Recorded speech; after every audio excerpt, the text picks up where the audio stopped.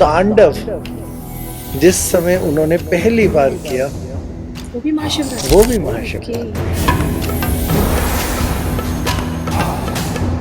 क्या शिवरात्रि है तो क्या इसमें भी मुहूर्त देखा जाता है, या पूरे दिन या पूरी रात्रि शिव और शक्ति के नाम से?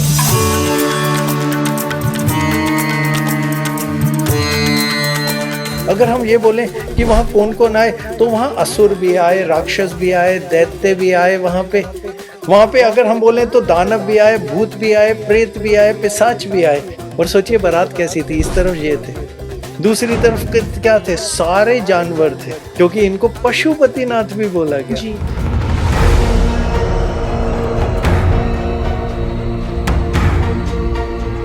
शिव जल धारा प्रिय हैं, तो आप भर भर के उन पे पानी मत फेंकते। स्टील का बर्तन मत इस्तेमाल करें।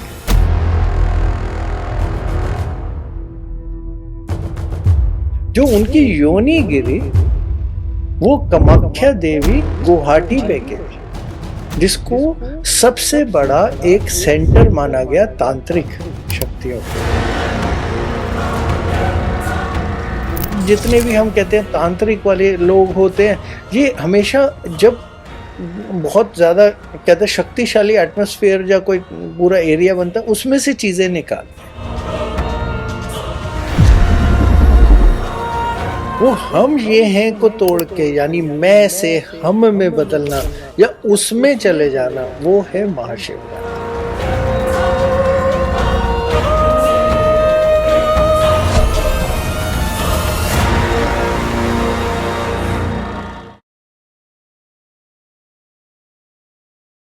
मौका आया है फिर से खुद को शिव की भक्ति से जोड़ने का, मौका आया है महादेव से वरदान पाने का, मौका आया है खुद के भीतर के शिवत्व को जगाने का।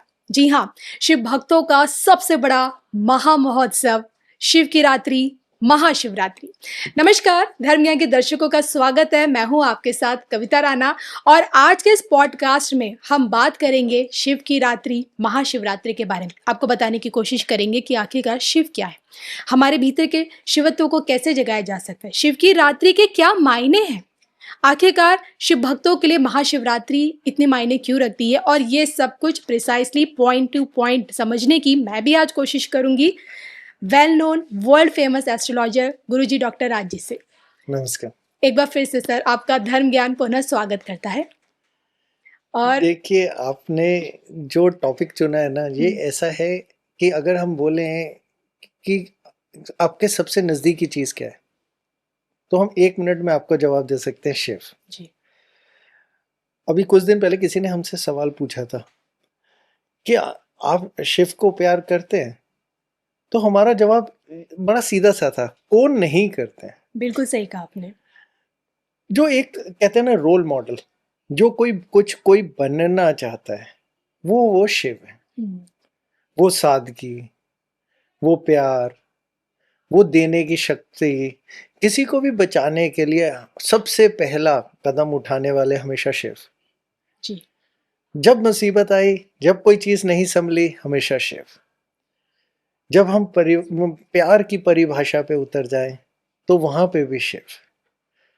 जहां ध्यान की परिभाषा पे चले जाएं, वहां पे भी शिव। जी।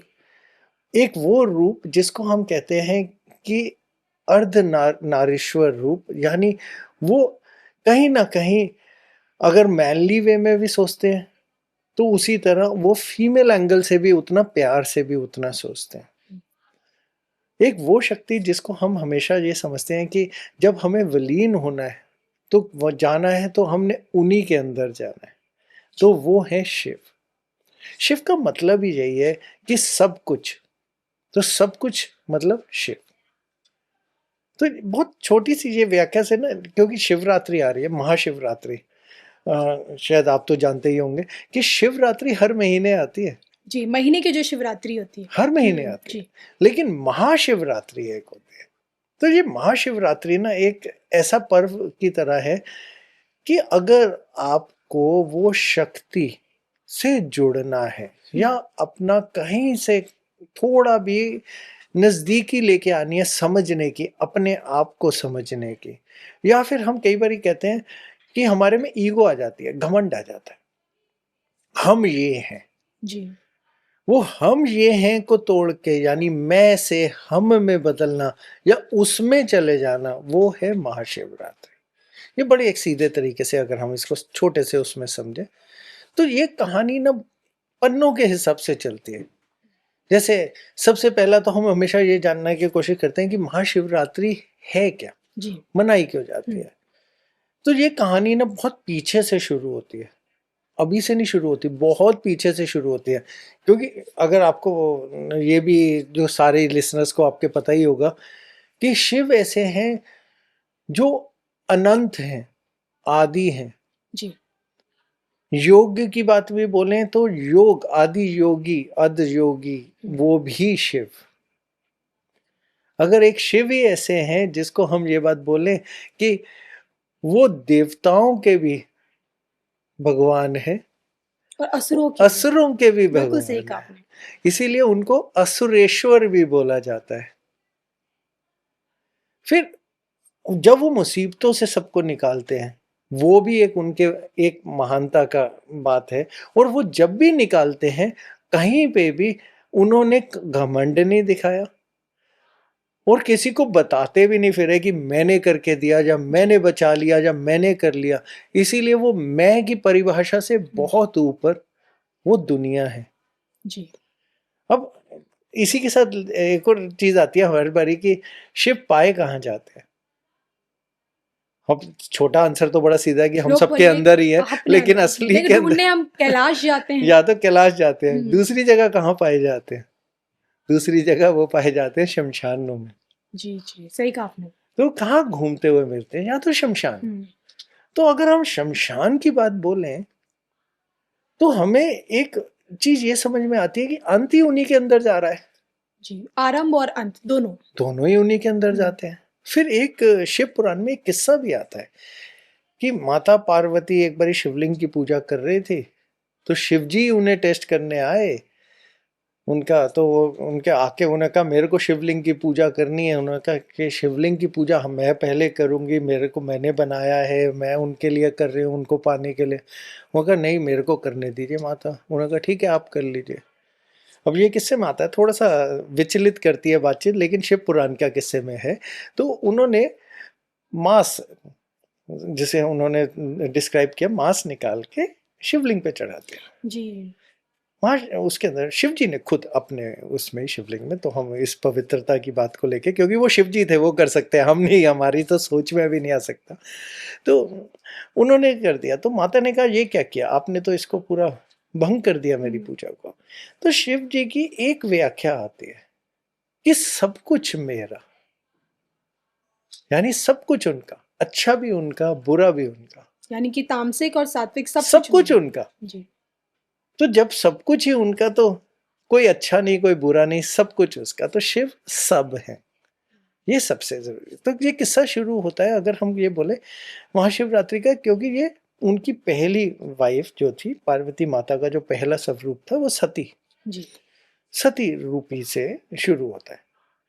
तो जब वो सती से पार्वती माता बनती हैं और जब उनका विवाह होता है, इसको हम बहुत अच्छे तरीके से थोड़ी देर में समझाएंगे लेकिन साथ में, तो उस दिन को महाशिवरात्रि की तरह मनाया जाए। ठीक है, ये एक आता है। फिर दूसरा किस्सा इसमें ये आता है कि वो लिंग रूप में, अग्नि लिंग के रूप में आए और उन्होंने ब्रह्मा जी और नारायण का घमंड तोड़ा। खासकर ब्रह्मा जी का, जब उन्होंने उनका एक सर काट दिया था, जी। उन्हें बोला ऊपर जाइए मेरा अंत लेके आइए, नारायण को बोलिए नीचे जाइए अंत लेके देवताओं आइए, में बड़ा कौन है, कि बिल्कुल। देखिए पता चलेगा। ब्रह्मा जी आके बोल देते हैं मेरे को अंत मिल गया, तो वो गुस्से में सर काट देते हैं जी। उनका। तो ये भी शिव पुराण का ही किस्सा है। तो अगर ये बोले कि उनका अंत ही नहीं है, अनंत है, तो वो शिव है। जी। फिर एक और किस्सा भी इसके अंदर आता है कि जब सागर मंथन हुआ तो हलल विष निकला, तो उसको धारण करते या उसको संभालते कैसे, तो उसको संभालने के लिए उन्होंने अपने गले में धारण किया उस विष को। तो इसलिए उस दिन से वो नीलकंठ के नाम से भी जाने गए। जी। तो अगर हम ये बोले कि शिव के उनके लिंग के रूप में प्रकट होना वो महाशिवरात्रि, शादी वो महाशिवरात्रि, या फिर हम ये बोलें कि उन्होंने नीलकंठ बने वो महाशिवरात्रि। और सबसे बड़ी चीज तांडव जिस समय उन्होंने पहली बार किया वो भी महाशिवरात्रि। वो भी ओके। महाशिवरात्रि।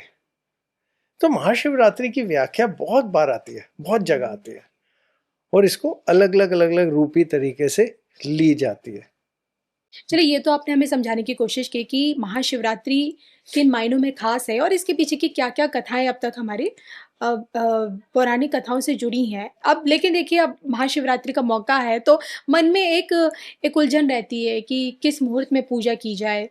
महाशिवरात्रि कितने से कितने बजे तक? क्या शिवरात्रि है तो क्या इसमें भी मुहूर्त देखा जाता है या पूरे दिन या पूरी रात्रि शिव और शक्ति के नाम से?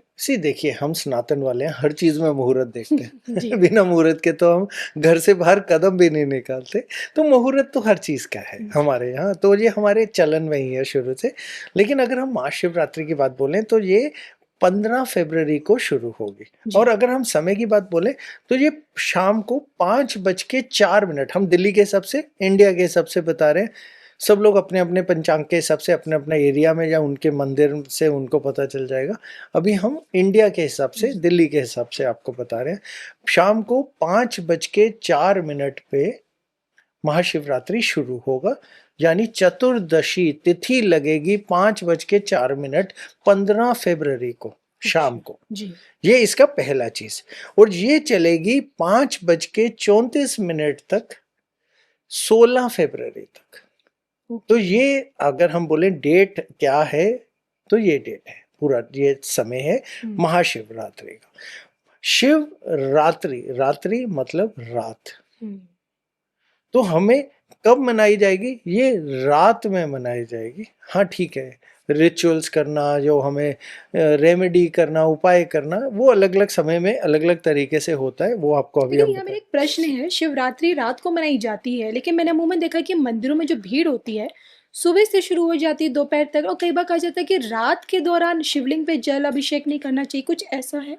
देखिए, ऐसा कुछ भी नहीं है। महाशिवरात्रि पे तो हम करते ही हैं। अब होता क्या, अब इसका हम आपको पूरी विधि के हिसाब से भी समझाएंगे, लेकिन हम हमेशा ये कहते हैं जोड़ने का समय रात्रि, क्योंकि शिवरात्रि के समय कहा जाता है शिव जी हमारे बीच में चल रहे हैं, घूम रहे होते हैं। जी। वो आ चुके होते हैं, यहीं घूम रहे होते हैं, तो हमारे नजदीक होते हैं। जब नजदीक होते हैं तो जोड़ने का तरीका है, जोड़ने की विधि वो अलग अलग तरीके से लेके जाई जाती है, जिसमें सबसे पहली चीज विधि के अंदर आपको ये लेनी है निशात काल। निशात काल होता है एक मिडनाइट का पीरियड है, रात्रि, आधी रात, मतलब जब 12 बजे के बाद का। और हमेशा ये कहा जाता है आप कुछ करें या ना करें, निशात काल में जरूर जाग जाइए। अंदाजा 1 घंटे के आसपास का पीरियड होता है, 60 मिनट के अंदाजा। एग्जैक्ट टाइमिंग अगर हम बोलें तो 12:09 पे, यानी 15 की रात्रि 12:09 या 16 का बिल्कुल स्टार्टिंग पॉइंट समझ लीजिए।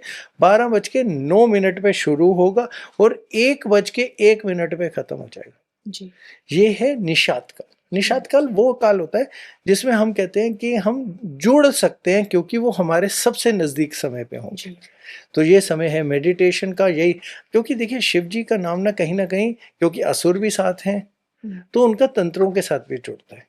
तंत्र मंत्र से जोड़ा जा सकता है महादेव। हाँ, ये शिवरात्रि की रात को तंत्र से जुड़ता है। आपको मुहूर्त बताते हैं, फिर आपको हम तंत्र भी समझाते हैं एक एक करके, कैसे इनका नाम कैसे तंत्रों के साथ जोड़ा जाता है। फिर तीसरी चीज होती है, हमने फास्टिंग करनी होती है। तो फास्टिंग सबका अपना अपना तरीका, हम इसके अंदर बहुत ज़्यादा विधि और चीज़ों पे हमेशा हम मना करते हैं। हम कहते हैं फास्टिंग होती है हमारी सोल की, आत्मा की, यानी व्रत हमारी आत्मा की शुद्धि के लिए, विचारों की शुद्धि, सही कहा आपने। ठीक है। तो लोग इसको अपने पेट की शुद्धि की तरफ देखने लग जाते हैं, और जब नवरात्रे जैसे आ जाए तो उसमें तो पेट की शुद्धि के अंदर वो पार्टी की शुद्धि भी आ जाती है उसमें। तो ये सब गलत तरीका है, ये मन की शुद्धि का तरीका है। मन की शुद्धि हमेशा आप जैसे आपको ठीक लगे वैसे करिए। तो तामसिक चीज़ों से दूर रहेंगे, बिल्कुल सही है। बिल्कुल इतना सा सिंपल सा चीज़ है, इतना सा फॉर्मूला है। बाकी अपने विचारों में भी तामसिक से दूर रहिए, अपने खाने में भी रहिए, अपने आसपास के माहौल में भी रहिए, साफ करिए, आप सही हो जाएंगे। तो वो व्रत में तो, लेकिन जब व्रत खुलते हैं ना, इसे हम प्रण का मुहूर्त कहते हैं प्रण तोड़ने का, जो क्योंकि व्रत हमारा प्रण होता है, ये है 5:59 से लेके, और ये चलेगा 3:24 दोपहर तक, 16 तारीख। इस पीरियड में व्रत तोड़ना है। अब यहां से आपके सवाल का जवाब निकलेगा कि जब हम व्रत तोड़ते हैं या व्रत खोलते हैं तो हम हमेशा पूजा करते हैं, करवा चौथ में भी आपने देखा होगा। तो जब पूजा का समय आता है तब हम अभिषेक और चीजें और जो बाकी सारी विधि है हम उस समय करते हैं, इसलिए मंदिरों में भीड़ उस समय में मिलती है। लेकिन ये कहना कि हम शिवलिंग की रात के समय पूजा नहीं कर सकते, ये गलत है। महाशिवरात्रि के दिन तो हम करते ही शिव के नाम का जागरण और शिवलिंग की ही पूजा करते हैं, क्योंकि रात्रि के दौरान, पूरी रात्रि के दौरान के अंदर। तो ये तो आपने हमें टाइमिंग के बारे में बताया, और सबसे बड़ी जो मेरी एक उलझन थी कि क्या रात्रि में हम भगवान शिव की पूजा कर सकते हैं। और शिवरात्रि तो पूरी रात्रि महादेव की पूजा होती है, लेकिन सबसे बड़ी बात आपने कहा ना कि तंत्र को महादेव से जोड़ा जाता है। कहते हैं कि अघोरी भी शिव के महाभक्त होते हैं, और महाशिवरात्रि के मौके पर पूरी रात्रि अघोरियों की घोर साधना, तंत्र मंत्र क्रिया मंदिरों में होने वाली, इसका पहलू आप हमें समझाएं। देखिए, सबसे पहला पहलू तो आप ये समझिए, जो सबसे बड़े शिव भक्त में नाम आता है ना, वो रावण का आता है, लंकापति रावण जी, ये तो मैं जानती हूँ। तो आप समझ सकते हैं कि जब शिव ना, क्या है कि हम हमेशा कहते हैं कि बहुत ना दिल के ना बहुत अच्छे हैं। शायद यही है कि असुरों के तो सबसे फेवरेट रहे हमेशा से, इसी वजह से। क्यों? देखिए, असुरों के गुरु कौन थे? शुक्राचार्य जी। वो शुक्राचार्य किसको समझते थे? अब यही किस्सा, एक छोटा सा शुक्राचार्य का एक लाइन का आपको किस्सा भी सुनाते हैं, बड़ा मजेदार है। कि जब सती माता का वहां पे कहते हैं, जब के वहां पे गए कहते हैं शिव जी, तो जो उनके पिता थे उन्होंने उनकी बहुत बेइज्जती करी। नारायण भी वहीं थे, ब्रह्मा जी भी वहीं थे, सभी देवता भी वहीं थे, सब वहीं थे, क्योंकि उनके पिता की इतनी वो कंट्रोल था और चीज था, किसी ने कुछ नहीं बोला, नारायण ने भी कुछ नहीं बोला, और वो नारायण के भक्त थे, कुछ नहीं बोला उन्होंने। एक सिर्फ शुक्राचार्य ऐसे थे जिन्होंने कहा कि मैं तो अब नहीं छोड़ूंगा, क्योंकि आपने मेरे आराध्य की बेइज्जती कर दी। एक अकेले शुक्राचार्य थे, आप ये देखिए उनकी कितनी मानता और उस पर वो थी। उन्होंने कहा मैं तो नहीं छोड़ूंगा। उन्होंने अपने सारे असुर सबको इकट्ठा कर लिया कि मेरे आराध्य की बेइज्जती हुई है। और आप ये समझ लीजिए, शुक्राचार्य थे जिनको शिवजी से वरदान मिला था संजीवनी के लिए, वो उन्हीं के पास मंत्र था, वो कभी भी सारे असुरों को जिंदा कर देते थे, जबकि अमृत नहीं मिला था, और वो भी शिवजी ने ही दिया था। तो यहीं से किस्सा निकलता है, जब आप हमारे को ये बता रहे हैं कि तंत्रों को लेके, क्योंकि सारे उन्हीं के पास साथ में रहते थे, तो उनके तंत्रों के अंदर यह था कि जब शक्ति माता के टुकड़े कर दिए नारायण ने, क्योंकि आगे चलानी थी पूरी कहते हैं सृष्टि, तो 51 टुकड़े गिरे थे उनके, जिनमें आपको सुन के बहुत हैरानी होगी, 7 आज भी बांग्लादेश में हैं, 2 पाकिस्तान में हैं, नेपाल में भी हैं, बलूचिस्तान में भी है। करेक्ट। तो हर जगह उनके शक्तिपीठ है जी, ठीक है। शक्तिपीठ क्या थे? जहां जहां सती माता का एक एक बॉडी का हिस्सा गिरा, तो वहां पे शक्ति, क्योंकि वो शक्ति रूपी थी तो शक्ति का हिस्सा बना। जो उनकी योनि गिरी वो कामाख्या देवी गुवाहाटी पे गिरी जी, जिसको सबसे बड़ा एक सेंटर माना गया तांत्रिक शक्तियों के लिए, तांत्रिकों का गढ़। बिल्कुल जी, क्योंकि शक्ति वहीं से उत्पन्न होगी, योनि से।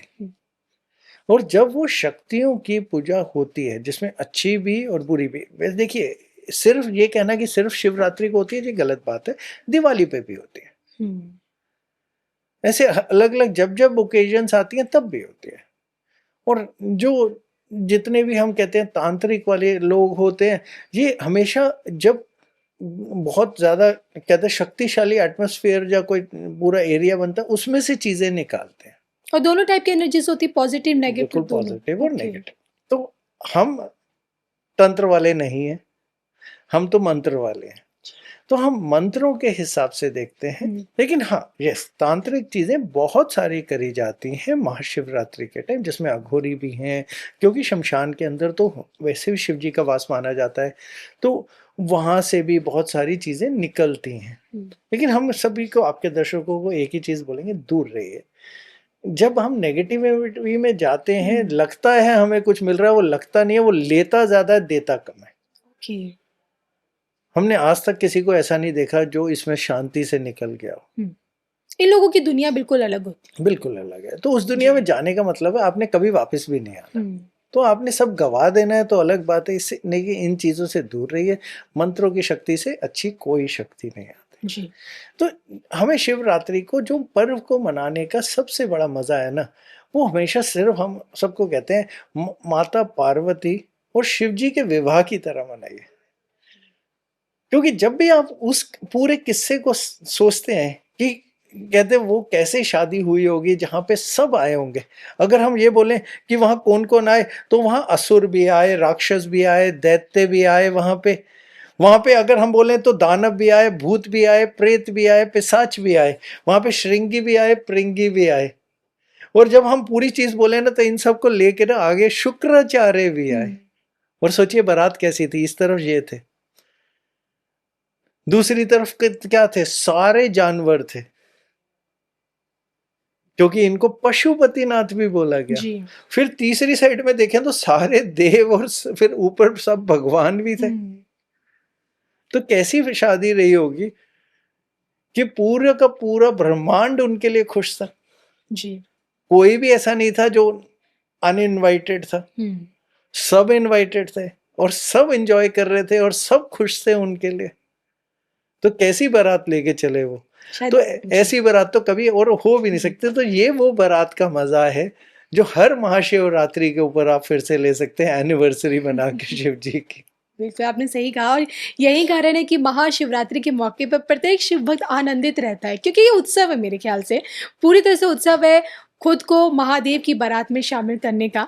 और यही कारण है कि प्रत्येक महाशिवरात्रि पर हर शिव भक्त अपनी आस्था में जुड़ा रहता है, पूजा अर्चना करता है। शायद यही वजह है कि महाशिवरात्रि पर हर कोई आनंदित रहता है। लेकिन मैं ये भी जानना चाहती हूँ कि इस दौरान किन चीज़ों से दूर रहना चाहिए हमें, जब खुशी का इतना बड़ा माहौल हो, अपने आप को किस तरह से हम सात्विक रख सके विचारों से भी, क्या प्रोसीजर होता है? देखिए, अगर हम विधि समझे ना, इस पर्व की सबसे बड़ी विधि ये है कि आपको अपना कहीं ना कहीं सोल कनेक्ट या आत्मा का कहते कनेक्शन शिव के साथ बनाना है। बड़ा सीधा ये समय ऐसा है जिसको हम कहते हैं ऊपर की कॉस्मिक एनर्जी, यानी हमारे जितने भी ग्रहों की या तारों की या नक्षत्रों की एनर्जीज हैं, वो पूरी शक्ति की ऊर्जा एक पॉइंट पे लेके आते हैं जी। तो कहा बड़ा एक सीधा सा माना जाता है कि जब भी मेडिटेशन करनी है, सीधा बैठिए, रीढ़ की हड्डी सीधा करिए, खासकर निषद काल में जी। तो कहीं ना कहीं आपको लेजी नहीं होना है, पहला स्टेप। दूसरा चीज, अपने आप को, क्योंकि विचारों की शुद्धि, शरीर की शुद्धि की बात है, तो तामसिक चीजों से थोड़ा सा दूर रहना है जी। तो इनसे अंदर आपने नॉनवेज नहीं खाना, कोई ऐसा काम नहीं करना, आपको नहा के बैठना है, साफ कपड़े पहनने हैं। दूसरा बड़ा सिंपल सा काम है, और क्योंकि ये शिव की रात्रि है तो सबसे पहला तो जागरण जो कर सके।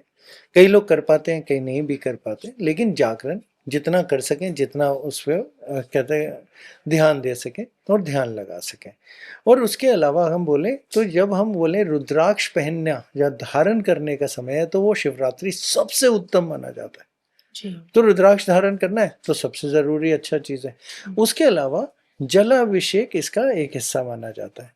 लेकिन ये भी बहुत ध्यान रखना है कि अगर हम बोलें कि जलाभिषेक करना है तो एक साथ सारा जल फेंक दो या भर भर के डालते जाओ, जैसे कई लोग बहुत ही उत्तेजित हो जाते हैं। नहीं, उसके भी कुछ नियम है। उसका सबसे बड़ा पहला नियम, बाकी नियम भी अभी आपको हम बताते जाएंगे। सबसे पहला नियम ये है कि शिव जल धारा प्रिय है, तो आप भर भर के उन पे पानी मत फेंकते जल जाइए। छलकाना नहीं है, धारा में जल देना है। धारा प्रिय ओके। है। क्योंकि देखिए, जब हम उनके कहते हैं शिवलिंग रूपी में, अग्नि शिवलिंग रूपी में जब वो आए थे सामने, तो वो एक हीट है, उसको ठंडा करने के लिए जल का उपयोग होता है, जो हम कैलाश में मानसरोवर का भी एक्सप्लेन आपके यहीं पे भी एक बार किया था। तो उसको वो ठंडा करने की उनको ज़रूरत बहुत पड़ती है। जी। तो ये जल धारा प्रिय, ये शब्द हमेशा मान के चलना है। फिर उसके अलावा चैरिटी, थोड़ा डोनेशन, पूजा, अभिषेक। अब अभिषेक वाला किस्सा ना बहुत ज़रूरी है। तो इसमें सबसे पहली चीज़ इस्तेमाल होती है गंगा जल। गंगा जल होती है हमारी मानसिक शांति के लिए। दूसरी चीज़ इस्तेमाल होती है हमारे दही। दही इस्तेमाल होती है हमारी कहीं न कहीं मानसिक जो स्थिति है उसके की स्थिरता के लिए। मानसिक तनाव हाँ, दूर स्थिरता, रहे। मानसिक जितना भी हमारी स्थिति होती है उसकी स्थिरता के लिए। तीसरी चीज़ इस्तेमाल होती है घी। घी है हमारा पौरुष, मैनलीहुड जिसे हम कहते हैं वो करते हैं। हमारी बल की शक्ति, बुद्धि की शक्ति सब घी के उससे निकल के आती है। फिर इस्तेमाल होती है मधु। मधु यानी शहद। ये हमारी वाणी की मधुरता के लिए इस्तेमाल किया जाता है। हम आपको एक-एक करके इसीलिए इसको सारी चीज़ दे रहे हैं। फिर होता है गुड़। गुड़ हमारा इस्तेमाल होता है हमारे दुख, कष्ट, ज़िंदगी के जितने भी हैं उन चीज़ों को ख़त्म करने के लिए। इत्र इस्तेमाल भी होता है। जी। इत्र इस्तेमाल होता है हमारे मान के लिए, स्वाभिमान के लिए भी, हमारी अट्रैक्शन के लिए भी, वहाँ पे इत्र का इस्तेमाल किया जाता है। फिर कहता है केसर। केसर है हमारे यश के लिए, हमारे वैभव के लिए, हमारे जो पब्लिक हमारे मान को देखती है उसकी तरह के लिए।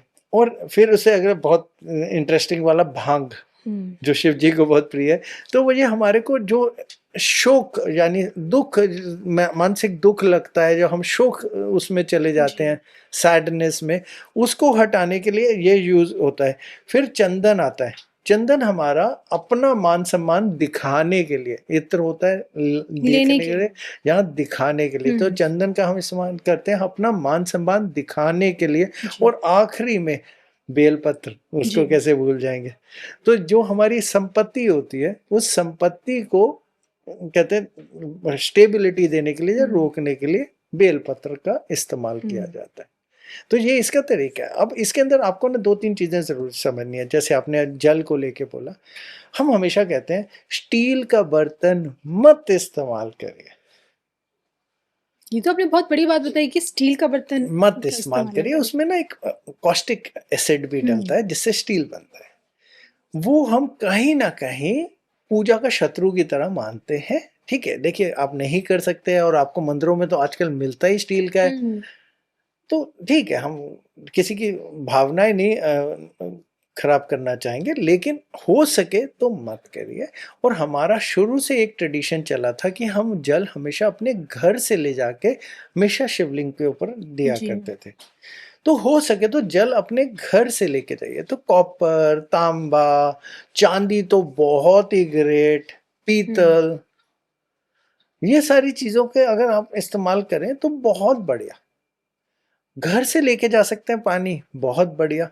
बैठ के आपको जल उनके ऊपर अर्पण करना है अभिषेक के अंदर जी। तो बैठ के, खड़े होके नहीं। पहली चीज, बैठ के भी आपको ये ध्यान रखना है आपका चेहरा ईस्ट की तरफ को ना हो, यानी पूर्व की तरफ को ना हो। और फिर अगर आपको कहते हैं अपना चेहरा रखना है तो आपको अपना चेहरा नॉर्थ की तरफ को रखना है, यानी उत्तर दिशा की तरफ को। तो बैठ के जल चढ़ाइए और ध्यान लगाइए। ये इसका पूरा तरीका है। अब सबसे बड़ी बात, अगर हम बोले नो नो, ये तो गलती से भी आप उन पे मत चढ़ा दीजिएगा। तुलसी तो आपने गलती से भी शिवलिंग के ऊपर नहीं चढ़ानी है, बिल्कुल उससे बाहर। हो सके कोई भी लाल फूल मत चढ़ाइए, केतकी के फूल तो बिल्कुल ही नहीं चढ़ाने हैं आपको। और कहीं से भी नारियल चढ़ाने की विधि मत करिए। कई लोग हमने देखा है वो जाते हैं वहां पे नारियल तोड़ते हैं, नारियल चढ़ाना शुरू कर देते हैं। नारियल नहीं चढ़ता है, क्योंकि पूजा की सामग्री नारायण को प्रिय है, न कि महादेव को। करेक्ट, तो उन्हें नारियल नहीं चढ़ता है। तो ये चीजों का ध्यान रखना बहुत जरूरी है कि क्या करना चाहिए। तो ठीक है, नॉनवेज मत खाइए, शिवरात्रि है, एक भगवान का दिन है, और ये तो है भी वो महादेव। तो ये स्टेप्स करिए, ये बहुत इसकी सबसे आसान विधि है। लेकिन क्या इसमें रंगों का भी कुछ महत्व है कि इस दिन आप काला काले रंग के कपड़े से देखिए, दूर रहिए। अब वही वाली बात है, वहम बढ़ाते जाना तो मैं आपको अभी हम 100 तरीके और बता देंगे। लेकिन देखिए, आपका नियत साफ, दिल साफ, बिल्कुल। मन की शुद्धि, सब ठीक, सब ठीक। जी। मन की शुद्धि तो स्टील भी ठीक। आपको हमने बताया कि जब शिवलिंग पे मांस चढ़ा तब भी शिव ने कहा ना, सब भी अच्छा भी मेरा, बुरा भी मेरा, सब मेरा, तो मैं क्या गलत कर रहा हूँ। तभी कहा जाता है कि महादेव तो भाव के भूखे हैं। तो बस, तो इतना सा सीधा सा सिंपल तरीका है। इससे आगे कुछ ज्यादा विचारों में नहीं, विचार साफ रखिए और कम रखिए तो सबसे अच्छा है, क्योंकि ये कम विचार करने का ही समय है। और जो कि शिव की यही साधना आपको अच्छी हेल्थ देती है, अच्छी वेल्थ देती है और रिलेशनशिप्स को भी मजबूत करती है। किस प्रकार से? देखिए, अगर हम आपको ना एक एक करके ना अब ना पूरी ना एस्ट्रोलॉजी, ज्योतिष के बेस के हिसाब से ना उपाय बताते हैं। ये सबसे सुंदर उत्तम समय है उपाय के लिए। अगर आपने उपाय अच्छे कर लिए, आपकी हर चीज अच्छी होने लग जाएगी। महाशिवरात्रि पहली चीज समझिए, ये पीरियड होता है हीलिंग का, शुद्धि के अलावा हीलिंग का। कुछ चीजें खत्म हो गई होती हैं, नई शुरुआत का टाइम होता है, ईगो ब्रेकिंग यानी न्यू स्टार्ट, यानी कुछ जो डिस्ट्रॉय हो गया, हो सकता है शायद आपके रिलेशनशिप डिस्ट्रॉय हो गए हों, बहुतों को बहुत सारी चीज़ों में से मन ऊंच नीच में चल रहा होता है। तो अगर वहाँ से ख़त्म करके, जैसे हम कहते हैं क्लोजर करके आगे बढ़ने का समय बहुत अच्छा शिवरात्रि आता है। ये समय है डिटैचमेंट का। डिटैचमेंट की हम रोज़ एक ऐसी रेस में भाग रहे हैं जो हमें नहीं पता। कल हम किसी से पूछ रहे थे, उसने कहा अरे मैं ना 3 साल के बाद ना ये वाली चीज़ ना वहाँ मैं ये करूँगा। तो ऐसे लगा, हाँ आपको तो ये भी पता होगा कि कल सुबह कौन से कपड़े पहनेंगे, आप तैयारी करते होंगे। कहते हैं हाँ, मैं प्रेस करके रात को रख लेता हूँ, कल सुबह मैंने ऑफिस में क्या पहन के जाना होता है, ताकि मेरा सुबह समय बच जाता है। ऐसे आपको ये पूरा विश्वास है कि आप कल सुबह जिंदा रहेंगे और जीवित अगले रहेंगे। पल का किसी को नहीं तो मालूम। हम जिस होड़ में भाग रहे हैं, ये ऐसे लग रहा है अनंत है, खत्म ही नहीं होगी और हम तो कभी जाएंगे ही नहीं। तो ये जो उस विचारों की शुद्धि है और अपने आप की समझने की शुद्धि है कि आज सच है, कल तो सिर्फ एक बह है। और पीछे का अगर हम देखें तो कहीं ना कहीं हमारे लिए दुख है जो हमें याद ही आते हैं। जी। तो आज ही सच है, तो आज का सच महाशिवरात्रि। तो ये वो पर्व जब एंजॉय करिए, जुड़िए उससे और आगे चलिए। अब रेमेडी में सबसे ज्यादा आजकल जो हमें दुख मिलना शुरू हो गया लोगों का, कि पैसों की बहुत कमी है, हमें कुछ पैसों के लिए बताइए। तो हम हमेशा कहते हैं कि आपको ना 108 बारी मंत्रों का जाप करना है। जब आप जल धारा यानी कि अभिषेक करें, ये नहीं कि भर भर के बस पानी डालते जा रहे हैं, ऐसा नहीं है। धीरे धीरे जल का अभिषेक कर रहे हैं और जो भी उनकी विधि के साथ में अभिषेक कर रहे हैं उसके साथ में करें, तो मंत्रों के हिसाब से। तो अगर हम ये बोलें कि वेल्थ के लिए मंत्र क्या होगा, तो वेल्थ का मंत्र होगा ओम श्री नमः शिवाय श्री ओम। बड़ा सीधा सा मंत्र। तो 108 बार आपको ये मंत्र करना है। फिर कई लोग परेशान हो रहे हैं, खासकर अभी तो आपका वैलेंटाइन भी साथ साथ आ रहा है, तो कि लव एंड रिलेशनशिप के लिए अगर हम करें तो भैया हमें किसी तरह हम उनसे कुछ पाए। तो थोड़ा सा लंबा मंत्र है लेकिन अच्छा मंत्र है। ओम नमो शिवाय उमापति महादेवाय नमः। रिश्तों में मिठास भरने के लिए। बिल्कुल सही। बहुत मिठास भी बढ़ेगी, थोड़ा जुड़ाव भी बनेगा और कहीं कोई दुख है तो शायद वो भी कम हो जाएंगे। फिर इसके अलावा ना बहुत लोग कंफ्यूज्ड हैं, हम क्या करें, बहुत रोज ही स्ट्रेस है, जिससे बात करोगे बहुत स्ट्रेस हो रखा है, बहुत समझ नहीं आ रहा। तो मेंटल क्लैरिटी के लिए, शांति के लिए, और इसके लिए मंत्र हमारा वही ट्रेडिशनल वाला मंत्र है ओम नमो शिवाय जी। 108 बार, ये वाला भी। और फिर आगे चलते हैं। जैसे हम कहते हैं पीछे ने हमें किसी ने बांध रखा है, हम आगे नहीं बढ़ पा रहे, हम काम तो बहुत करते हैं, हमें आगे का स्कोप नहीं बहुत मिलता, डिसअपॉइंटमेंट्स रहती हैं। उससे अगर तोड़ के अगर हमें बाहर निकलने की बात बोले तो इसके लिए हम कहते हैं रुद्र रूप, वो है शिव के स्ट्रॉन्ग वाले। ओम रुद्राय नमः, छोटा सा मंत्र है उसके लिए। फिर अगर हम बोले जो बच्चे आजकल सबके बोर्ड एग्जाम का समय चल रहा है, तो उनको भी अगर एक नॉलेज के लिए या फिर एक समझ के लिए, या ध्यान नहीं लग रहा उस समय के लिए, रात को तो पढ़ भी रहे होंगे बच्चे उस समय के अंदर, कहते हैं सारे कहते हैं महाशिवरात्रि वाली रात्रि को, तो इनके लिए मंत्र है ओम दक्षिणाय मुरजाए नमः। जी। बहुत अच्छा मंत्र, करके देखें, बच्चों का बहुत ध्यान लगेगा इसके साथ में। फिर जब हम हेल्थ की बात बोलते हैं, हेल्थ के लिए तो वही सेम सारे के लिए महामृत्युंजय मंत्र, जी। ओम त्र्यंबके यजामहे सुगंधिम पुष्टिवर्धनम उर्वारुकमेवा वंदनान अमामृता, बस इतना ही मंत्र में चले जाता है। और फिर आखिरी के लिए अगर जैसे कई लोगों ने हमें आके ना कंप्लेंट्स करनी शुरू कर दी थी कि यार नज़र लग गई है, जी। हमें समझ ही नहीं आ रहा, हम कुछ भी करते हैं यार, कभी तबीयत खराब हो जाती है, कभी कुछ हो जाती है। तो उसके लिए फिर वही अपना ट्रेडिशनल सा चीज़ है, ओम नमो शिवाय का पाठ करें और ध्यान लगाएं। तो बस यही एक छोटी सी विधि है, छोटी सी चीज़ है, और हर चीज़ का उपाय इन्हीं मंत्रों से निकल के आ जाएगा। और शिव है ही ऐसे कि जब वो असुरों को कुछ भी दे सकते हैं, हम तो फिर भी इंसान हैं, बिल्कुल। वो हमें भी कुछ भी दे देंगे। तो बस इतना तरीका है। बिल्कुल, तो ये आपने हमें एक महाशिवरात्रि की एक खूबसूरत पिक्चर दिखाने की कोशिश की है कि हमारे अंदर के भीतर का जो शिवत्व है, वो हमारे लिए क्या मायने रखता है। और इसी के साथ आज का ये पूरा का पूरा पॉडकास्ट हमारा महाशिवरात्रि पे बेस्ड था। और मैं तो अपने दर्शकों को हमेशा हर हर महादेव ही बोलती हूँ। आपका एक मैसेज, खूबसूरत सा संदेश। आप सबके लिए शिव वो सब लेके आए जो आप सबके विचारों में हो, और हो सके तो यही विचार साफ रखिए, ताकि जो साफ चीज आप मांगेंगे वो जरूर मिलेगी आपको, क्योंकि शिव तो देते ही हैं, हर समय देते हैं जो भी आप मांगे। तो साफ विचारों से मांगिए, साफ चीजें लीजिए, और देखिए कैसे उत्तम बनाएंगे ये शिव आपकी जिंदगी को। हर हर महादेव। हर हर महादेव।